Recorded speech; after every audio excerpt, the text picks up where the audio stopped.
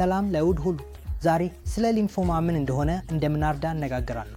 ደም ሶስት ዋነኛ አይነት ህዋሶች አሉት። ቀይ ደም ህዋሶች፣ ነጭ ደም ህዋሶች እና ፕሌትሌቶች።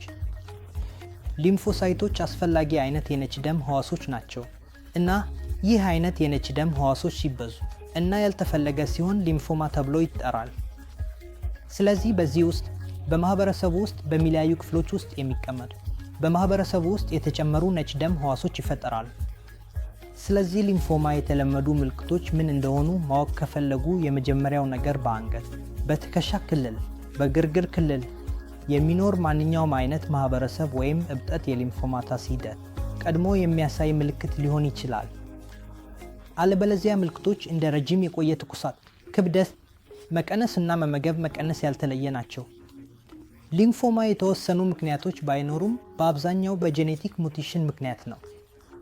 ይህ የተወላጅ በሽታ አይደለም እና በቤተሰቦች ውስጥ ይሄዳል የሚለው ምክንያት የለም። ሊምፎማን ለማከም በተመረጡ ህክምናዎችና ኢሚዩኖቴራፒዎች መልክ ብዙ እድገቶች አሉ።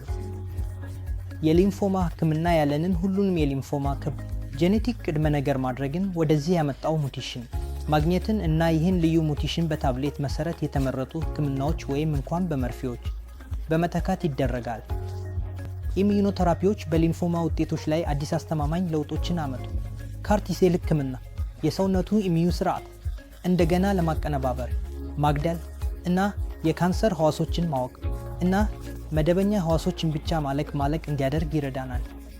በዚህ መንገድ ህክምናው በጥቂት የጎን አደጋዎች በተሻለ ሁኔታ ይሰራል። እናመሰግናለን።